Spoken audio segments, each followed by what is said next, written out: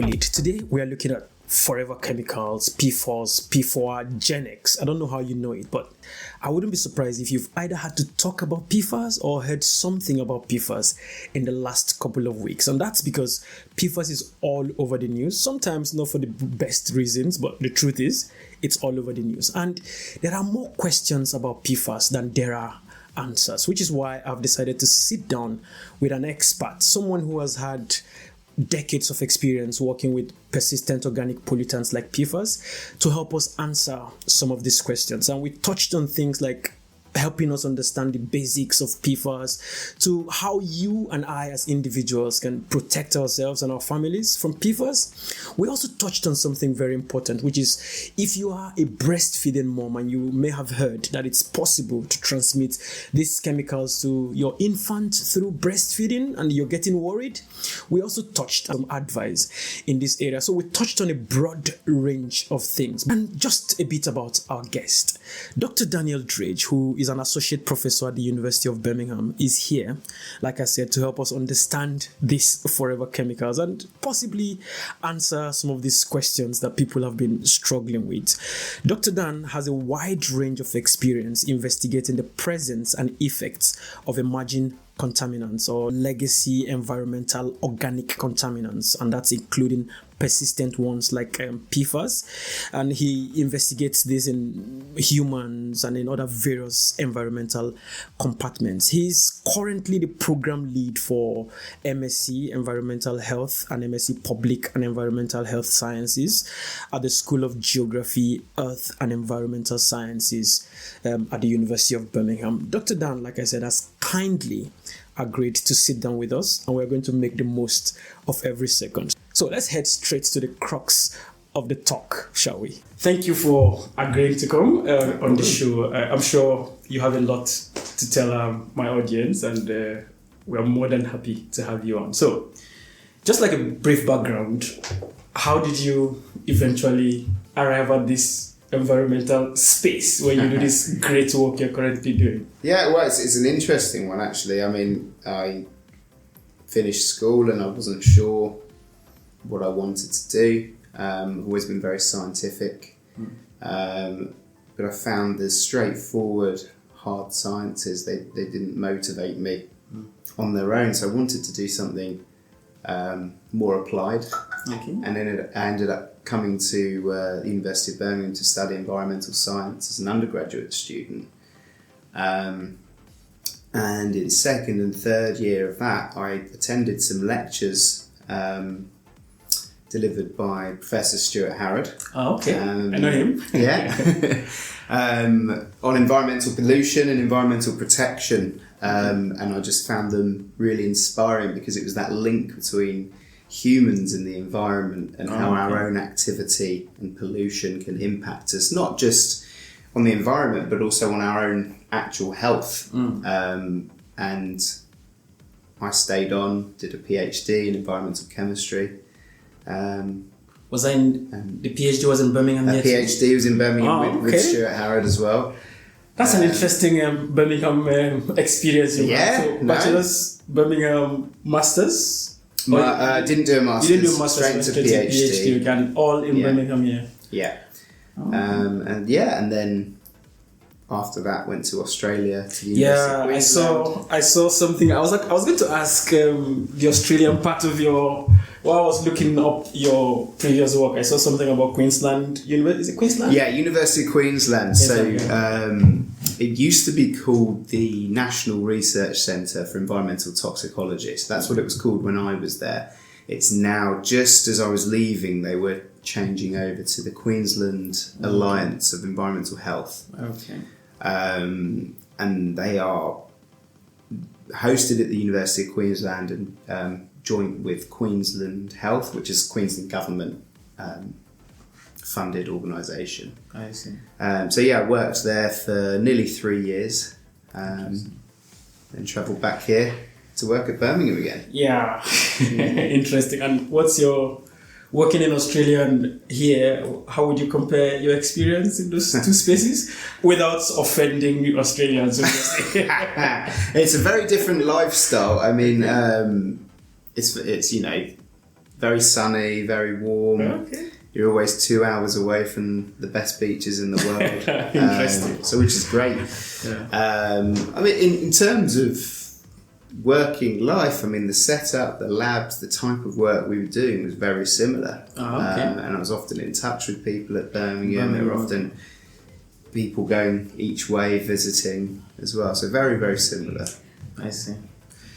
All right. So back in Birmingham now, what kind of research were you actually involved in? What kind of questions have you been interested in answering all over in the past couple of years?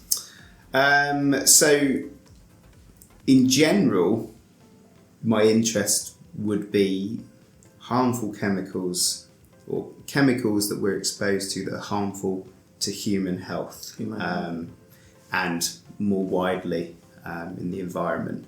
And I've particularly focused on persistent organic pollutants within that. Wow, that's interesting. So when you say persistent organic pollutants, because one of the things we do here is just to help people really understand the hard work that you do. Yeah. And so when you say persistent organic pollutants, what exactly, can you break that down a bit? What exactly? Okay, yeah, so there are criteria to become or to be known as a persistent organic pollutant. So essentially, what I would consider is that it's got some form of carbon in it. That makes it organic. Yeah. It's anthropogenic, so it's man-made. Yep. And it's what we would call persistent in the environment. So it's very difficult to break down. So it hangs around in the environment and builds up. So it bioaccumulates. So the environment or wildlife or people cannot get rid of these chemicals as quickly as they're put in. And then they last for a very long time. So we're talking tens, hundreds of years in the environment before they disappear. Yeah. So when you say the environment cannot get rid of it easily, you're talking about the natural system that ordinarily natural processes. Natural processes. Yeah, so either we're talking maybe UV, sun degradation, or microbial activity, or metabolism within the body or of animals and wildlife. Actually, the physical and biological processes that happen to break things down. Yeah, and it's that would come down basically to the chemistry of the particular pollutants we're talking about, isn't it? Yeah. Okay. And so that would quickly just make us move into, because that's what they say mostly about PFAS, right? They say forever chemicals. Yes. So and I'm sure you've done some work on PFAS, haven't you? Yeah, so PFAS is one group of persistent organic pollutants, and they are very prominent in the media at the moment. So what exactly makes them that? Because I mean, I've been hearing about persistent organic pollutants, especially because you know my area of research. Yeah. But what exactly makes PFAS stand out the way it does? Because, I mean, every conversation now is about PFAS. What exactly makes it that? Well, they don't conform to the traditional POPs, persistent organic pollutants, that we normally look at. So normally POPs have very distinct properties. They are lipophilic, so they are found in fatty tissues, and they are water repellent, hydrophobic. Yeah. PFAS are a little bit different. So they seem to have this lipophilic oil repellent property, but they're also water repellent at the same time, and can also be water soluble at the same time as being water repellent. So they're very odd, and they're very difficult to predict or understand how they're going to behave. When we find them in our bodies, we don't necessarily find them in the same way. So in persistent organic pollutants, because they prefer the fat, we find them in the fatty tissues in our body, and that's how they reach equilibrium. Whereas the PFAS, they like to bind to proteins, and so we look for them in different ways and find them in different ways in the blood. So we would measure them in a different unit, for example, because of the way they behave. So they're very different, and they've got this unique carbon-fluorine bond, which is considered the strongest natural chemical bond, which is what makes them so hard to break down in the first place, and it also gives them a lot of these unique properties. So they're resistant to thermal degradation, they're water repellent, they're oil repellent. So it gives them a whole range of properties that can be used in a huge number of applications. Yeah, so it's those applications that then make them widely available in environmental metrics and all of that, isn't it? Yeah. Yeah, so I've noticed you did some work on PFAS and textiles. Could you elaborate on that a bit? What was that particular work about? So PFAS, they've got a couple of applications in textiles, really. So there's stain proofing is one of them. So if you've ever had your carpets or your car treated to have it stain proofed, so things like Scotch Guard. When you say stain proof, I think dust proofing, those things they use on dashboards ahead is reaching PFAS too? Yes, as well. So there'll be various treatments you can have to your textiles and other things which will prevent them staining, so they're easily wiped off. So if you spill something, you can wipe it off easily. Those treatments will often contain at least one PFAS chemical. Yeah, so sorry, now that you've actually mentioned one, there's this thing about there being over 10,000 or 15,000 different PFAS, isn't it? Yes, so it depends on the definition, and there are a number of definitions of PFAS. Okay. The most widely accepted definition now that we're trying to use, and that's more to have consistency in the field, is the OECD definition, which means that it just has to have a CF2 bond. So 2 fluorines to a carbon. Okay, thank you. I was going to ask what you mean by CF2. So that's this strong CF bond. What you've said is good already. Yeah. You say it. 2 fluorines attached to 1 carbon within the whole compound. Okay. Right, but what that means is by that definition, we're up to around 15,000 different PFAS chemicals, which is huge, and it's what makes it so challenging. So when you say 15,000, I don't think we're currently monitoring up to 5, or are we in the range of 5 to 10? And when I say we, I'm talking specifically about the UK, for example. 5 to 10,000 or 5 to 10? Number. No. So, yes, there's probably in general people are, even if we look at all the ones we're able to look at, 40 to 50, you know, that we can measure quite comfortably, you still got nearly 15,000 left at the end of it. The UK, I would expect monitors more than we know about and that is published, but the real prominent ones in the environment, PFOS, PFOA, there's a few others. I won't go through all the acronyms, but there's probably 6 or 7 that are really well known. Okay. And then others. Yep. And so that means we have over 10,000 to go. Yeah. Interesting. So you've just mentioned stain repellent stuffs and all of that. What other daily, everyday things that we use can expose us to PFAS? Okay. So there's a lot. So there's waterproofing. So outdoor gear, tents, sleeping bags, waterproof jackets, gloves, like the Gore-Tex type gloves. They will usually or have previously had some form of PFAS in. The big one in your homes will be probably your non-stick pans. So you cook with them, and that's a big source because then the PFAS can migrate out of those pans and into the food that you're actually cooking in there. And then that's a direct source of exposure.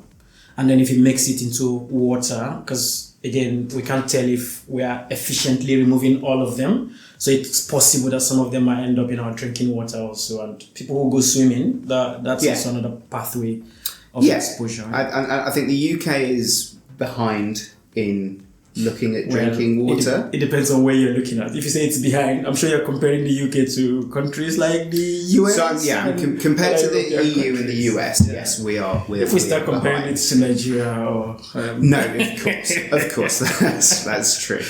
Yeah. So we're not at the back, but we're behind the front runners in terms of monitoring drinking water. But I think if you look at drinking water in the US, for example, where they've got a pretty good idea, at least for a number of PFAS of what's in there, they regularly find several PFAS in drinking water at various levels. Yeah. Now, you've mentioned a couple of things that could actually expose us to PFAS. Do you think we can have alternative products to those things? Are there alternatives out there in the market that, without you, I don't expect you to start listing the alternatives, but is it possible to actually look out for alternatives? Yes, it is. So the big example would be with cookware. I mean, you need to check with the suppliers and with the manufacturers, and it will often be on the labelling. But if you want non-stick cookware, ceramic non-stick cookware will usually not be made with PFAS. It's more to do with the way it's manufactured. Of course, it's much more expensive, and I wouldn't recommend someone throwing out all their cookware before the end of its life. But if you're getting to the point where the non-stick's breaking down, or you need to replace your cookware, then look at ceramic as an option, because chances are it's not been made with a PFAS. I see. Interesting. Now, so if one is exposed, what health hazards or health risks are we looking at here? Okay, well, without trying to worry people too much, that's very key, because it's very difficult, because a lot of this is down to there's different levels of exposure first. So day to day, we are all exposed. Everyone is exposed to some extent, and we're looking at what would be called more like chronic sublethal effects. So it might be little changes and things, contributions towards various medical issues, rather than some sort of serious health, like you're drinking an acid or something. Exactly. So no acute effects, I would say. But there are links with problems with fetal development and other reproductive and fertility issues. So that's fairly well known. Cancers at certain levels, and endocrine disruption. So regulation of your hormones and various different ones. Those are the main effects that are fairly well known with PFAS. And it depends on which PFAS. And obviously with 15,000 of them, it's very difficult to know how potent one is versus another. Now, there's this conversation about bioaccumulation, right? Because you're talking about the level of exposure. If bioaccumulation is a thing, which I'm sure you would help us explain what we mean by that, if you can. Does it then matter the level of exposure? Because if you're exposed to a tiny concentration over a long period of time, wouldn't that be a problem anyway? Well, the way bioaccumulation works is like how we were talking before. The rate that the body can get rid of this one particular PFAS, is slower than the rate that it comes in. Okay. Essentially, so it's difficult to break down, or it doesn't break down, which is the case. Our bodies just don't break them down. So it accumulates in the body. Now, that doesn't mean that the dose is irrelevant, because you'd much rather have a smaller amount coming in than have regular high doses at once. So we have these half-lives, and the half-life is how long it takes if you were to have a single dose of one PFAS, how long it would take for your body to get the level of that PFAS down, or that dose down, to half of the original dose. And that can be months or years depending on which PFAS you've been exposed to. So a higher dose, so say you get twice as much, it would take the same amount of time to still get to half the amount. So a smaller dose is important. You want to minimise as much as possible. As much as you can. Wow, interesting. So, in terms of us trying to solve the problem, are you aware of any ongoing, say, global efforts or local efforts or research efforts that is currently helping to help us find a solution to the problem in the nearest or in the near future? Yes, I mean, there are probably a lot of technologies out there that if money was no option, would work perfectly well. But they use energy and time, and that's the problem, and these are costly. Now, there is a lot of work going on across the world to target various aspects, right, the sources of exposure. And I think water is the one where the most work is going on. So there's work being done with water filters. So different types of water filters to filter out your PFAS. Again, because there's so many with such wide-ranging physico-chemical properties, we call them. It's difficult to find a universal filter that you know is going to remove all the PFAS, but charcoal filters seem to be quite successful, being the most effective. You mean just normal charcoal? Pretty much, that's what they use. I mean, with all filters, you have to be very good at changing them before, at the right time. That's the saturation point, once you saturate them, it won't just not filter the PFAS out anymore, but it might actually start taking PFAS back out of the filter. There's, in British Columbia, I think they're doing some stuff on UV work, so ultraviolet rays, to break PFAS in drinking water down into fluoride. So the idea is then you've got a benefit, technically, if you believe that fluoride is a benefit for your teeth in the water. And then in terms of contaminated soil, which is also a big problem, there's work being done in Princeton University looking at microbial work, so using microorganisms to break down the PFAS using their processes, so like metabolic processes at a microbial level. And in Norway at NTNU, they've been looking at using sewage sludge. So sewage sludge tends to have PFAS in. So loads of PFAS. Yes. So when your wastewater, so this is all the water that comes from your house, whether it's from your sinks, your drains, your toilets, it goes through your sewage treatment plant. Most of the PFAS, when it goes through all the treatment processes, will end up in this solid element, the sludge that's filtered out of the water. So then they can do a process what's called pyrolysis, which turns this sludge into something called biochar, which is very effective at filtering PFAS out. Oh, interesting. So it could be an endpoint for PFAS. So there's work being done to look to see if that can be used to further treat sewage effluent.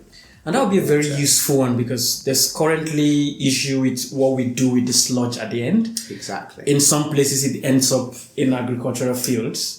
Which then, with what we've said about the persistence of PFAS, these pollutants can actually end up in the plants that we end up eating. And in some countries, using sewage sludge counts as organic farming. Depends on the country. Which means that sludge we know contains loads of pollutants. Not just PFAS. Not just PFAS, but a number of pollutants, flame retardants and other pollutants, and ends up going straight back into the environment, like you say, and into the food chain. Most likely pollutes groundwater depending on how long it is left there. So it's very cyclical. It's about, we need to find ways to break the cycle. So I think there's two main things. End somewhere. We need an end point for the PFAS to go that stops it from re-entering the environment, that fits with our circular economy that we want. And we need to actually stop the input at the source of PFAS into the environment. Actually, that's going to nicely lead me into the next question I'm going to ask you, actually. So, why, we know these things can cause all of these problems. Why can't we just go, stop using it? That's too simple, right? It's too simple. I think legislation historically hasn't always worked. So what we've seen with other POPs, other persistent organic pollutants, is that when one particular chemical gets banned, it's usually very specific to the chemical. Yeah. And another very similar chemical very quickly comes onto the market and replaces it. So we're always playing catch up. So legislation doesn't always work as quickly as we'd like it to. And so there's talk of this approach of grouping to try and get around this, and grouping chemicals as one and banning the groups. Now, the problem is all of this still takes time. There's processes and procedures in place. And then you will have lobbyists from the manufacturers, particularly if they're from large corporations, who will have influence. I'm sure big farmers would also have a hand in some of these conversations we're having. Yeah. Absolutely. And then what happens is when things do get banned, there's often exemptions in place for 5, 10, 15 years for some of the core uses. And what that means is, although it's technically banned, sometimes it can be a use that's maybe 50 to 80 to 90% of the global production of that chemical for the next 5 to 10 years, means it carries on at a very similar rate to what it was before it's banned. Yeah, and I think another dimension of the conversation would be, before you ban something, you must have alternatives, right? And then considering the wide application of PFAS containing products, what are you going to ban and what are you going to, and even if we ban, there's already more than enough in circulation for us to deal with. It's a bit like the microplastics problem, right? Absolutely. Where it's you hardly know where to start. But this is not to make people feel like there's no hope. No, I think there is hope. It's going to be a very long process. I think even if you were able to immediately ban all PFAS now, it will take years, decades to make the world PFAS free. Now, we've talked about global approach and governmental approach, regulations and all of that, but basically it comes down to individuals, right? And I think you've mentioned some of these things where you talked about non-stick products and all of that. Do you have any other list of products, not a very long list, just one or two products that you would say, okay, but again, what I'm trying to say basically is, what advice can you offer to individuals who listen to this and go, what can I do to help myself? What advice can you find that line? Well, there are some things. So companies are taking more responsibility now and are starting to offer PFAS-free products. Alternatives. So I think regardless of what kind of product we're talking about, there will often be labeling which will say PFAS free or fluorine free. Okay, if it's fluorine free, it cannot have PFAS in, right? And if it's PFAS free, it's PFAS free. So look for the labeling. You can research online as well. So for outdoor gear, for example, there's a number of brands now, well-known brands like Patagonia and others that will have waterproof outdoor gear that is PFAS free. Same for cookware. Same for some cosmetics as well, because cosmetics we haven't talked about, but that's quite a big one. Foundations and skincare and things like that. A lot of those will have PFAS in. There are some mainstream brands that are starting to go for PFAS free. Now, it's a very personal choice as to what people go for, but it's worth doing the research to look in there. And sorry, you said foundation, right? There's been research about how dermal exposure, that how this PFAS can actually pass through the body into the skin, into the body. Yeah. Without, I don't know, because I don't know if you're familiar with that, but that's a thing, isn't it? Yeah. So there's some work that's been done here at the University of Birmingham as well, looking at what we would call the dermal uptake or the dermal absorption of PFAS. Odni was part of that research team, wasn't she? Yeah. I'm going to chase her down. Yeah, so her research, Odni's research has been recognised recently. I see. So she did some work under the supervision of Stuart Harrod and Mohammed Abdallah, looking at the uptake through skin of PFAS, and cosmetics was one of the things that they looked at, and one, how it can pass through the skin barrier, and then the next step of actually getting into the bloodstream and into the body. So there's bioaccessibility and then bioavailability. Yeah, I see. Interesting.